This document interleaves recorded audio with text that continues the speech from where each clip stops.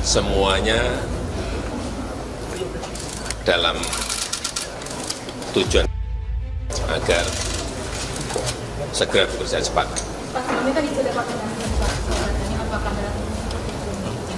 Agar segera bekerja cepat. Benar-benar dikacangin. Di mata Jokowi, parpol sebesar Nasdem cuma dianggap sekelas ormas. Levelnya beda tipis sama Projo. Telak. Ditulis oleh tim redaksi jurnal dikutip dari berbagai sumber. Halo, kembali berjumpa dengan suara Fani Bakri di channel Jurnal 45. Ya sekarang mau heran gimana coba lawang Nasdem sendiri yang akhir-akhir ini sangat keras menyerang Jokowi pun masih punya 2 menteri di Kabinet Indonesia Maju. Jadi coba bayangkan saja. Nah mereka ini adalah dari Menteri Pertanian dan Menteri Kehutanan. Coba perhatikan saja ya, mereka berdua itu tidak dipecat oleh Jokowi meskipun Nasdem sudah terang-terangan berseberangan dengan Jokowi. Mungkin benar prediksi saya, jabatan Menkominfo diberikan Presiden kepada Budi Ari sebenarnya hanya politis saja.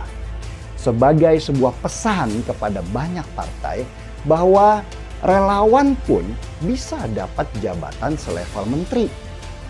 Mungkin juga sebagai sebuah tanda terima kasih karena sudah sangat setia kepada Presiden selama ini.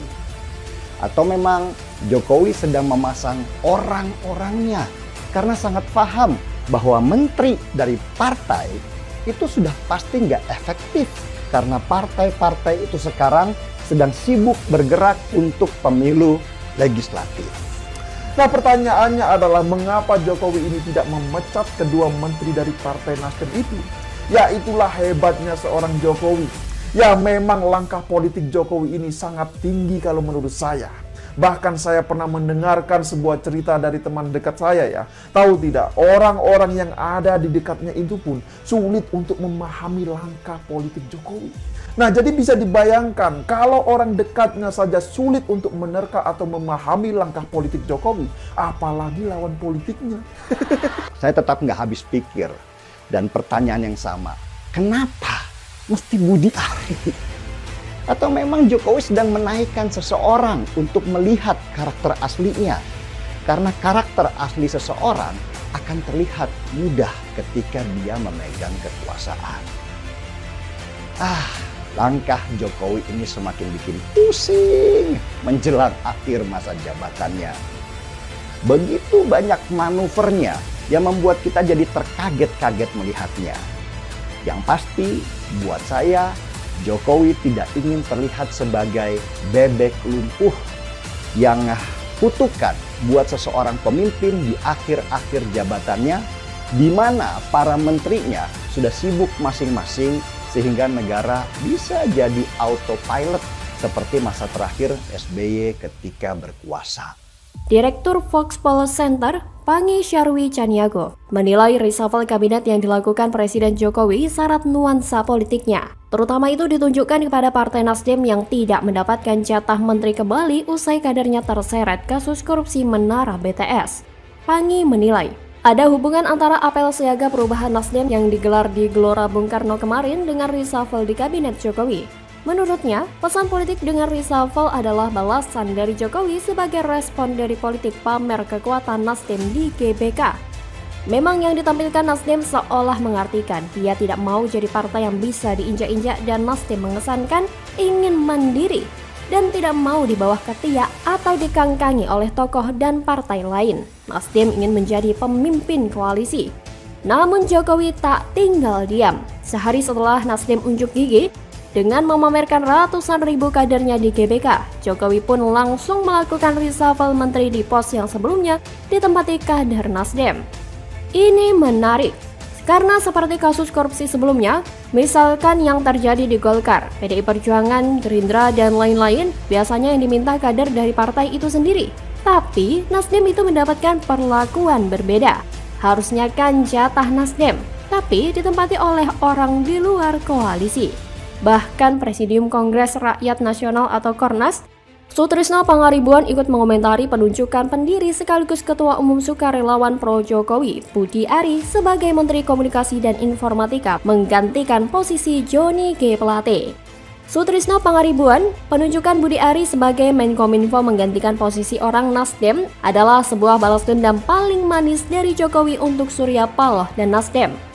Dalam konsolidasi akbar itu Jokowi tak diundang karena berbagai alasan.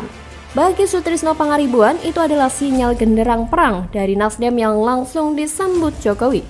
Tak hanya itu, Sutrisno Pangaribuan mengatakan penunjukan Budi Ari sebagai Menkominfo juga merupakan sinyal dari Jokowi yang ingin memberi pesan kepada Surya Paloh bahwa di matanya, Nasdem yang dianggap sebagai sebuah partai politik besar, nyatanya hanya sekelas ormas yang levelnya beda tipis dengan Projo. Diketahui dalam acara akbar tersebut, Partai Nasional Demokrat atau Nasdem tak mengundang Presiden Joko Widodo atau Jokowi dalam acara apel siaga perubahan yang digelar di Stadion Utama Gelora Bung Karno, Jakarta pada Minggu 16 Juli 2023. Disebutkan jika alasan tidak mengundang Jokowi karena ini adalah acara konsolidasi internal partai. Wakil Ketua Umum Partai Nasdem Ahmad Ali menegaskan, pihaknya tak mengundang Jokowi karena acara yang dimulai pada pukul 12 waktu Indonesia Barat ini beragendakan konsolidasi internal partai. Ditenggarai jika hubungan Jokowi dan Surya Paloh saat ini berada di titik paling bawah. Jika dirunut ke belakang, Jokowi dan Surya Paloh mempunyai kedekatan dan kelekatan pribadi maupun politik sangat kental. Berdasarkan catatan Tempo, Surya Paloh merupakan inisiator dalam mengusung bakal capres. Pada 2014 misalnya, Surya Paloh bersama Nasdem termasuk partai yang paling awal mengusung Jokowi sebagai capres saat itu. Ketika partai politik lain belum berani terang-terangan menyampaikan capres jagoannya, ia sudah melakukan langkah itu. Tapi sekarang berbeda, langkah catur Jokowi bukan hanya menjadikan Nasdem selevel ormas, tapi sudah semacam pepesan ikan laut. Akhirnya, hari ini Nasdem kehilangan pos strategis di kementerian. Presiden Joko Widodo atau Jokowi baru melantik Budi Ari Setiadi sebagai Menteri Komunikasi dan Informatika. Begitulah keberanian dan kenakalan Surya Paloh terhadap Jokowi dibayar langsung dengan dipreteli jatah Nasdem di jabatan strategis pemerintah.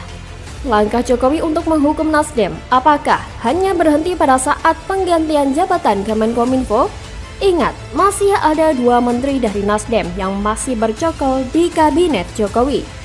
Bagaimana kalau menurut Anda? Benar-benar dikacangin.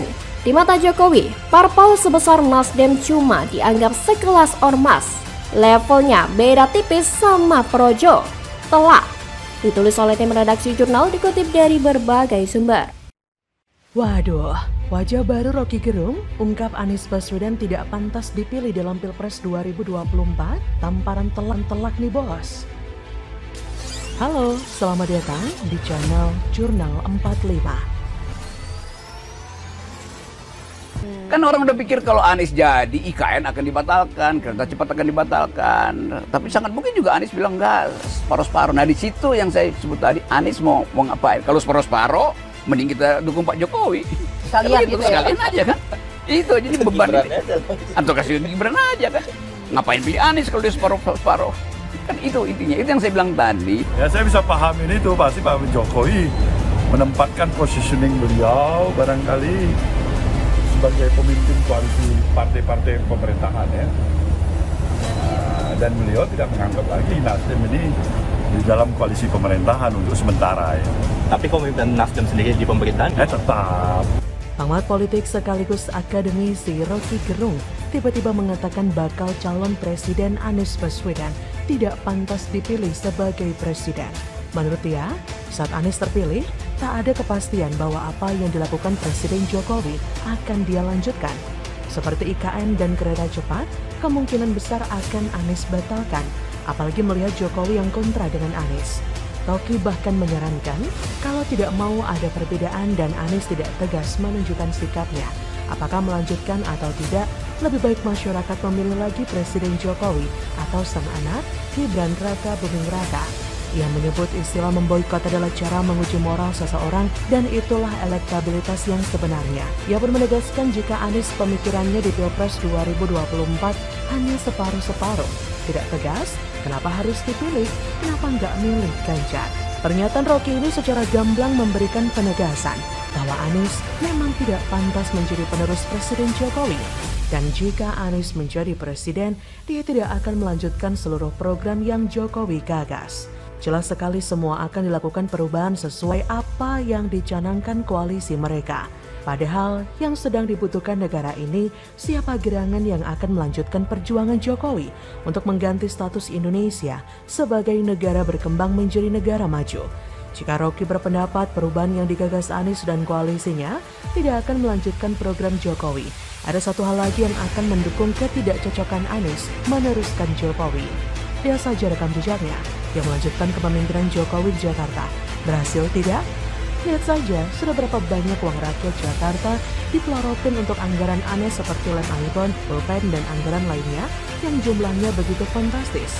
Belum lagi uang rakyat Jakarta yang dipelorotin untuk menggaji tim TGUPP yang gaji ketuanya melebihi gaji seorang menteri. Dan bukan? Apakah ada yang tahu apa hasil kerja nyata dari ketua TGUPP yang dibentuk oleh Anies dan digaji dengan uang rakyat? Dan kita juga menjadi saksi bagaimana situasi Jakarta pada era Anies yang semakin semrawut.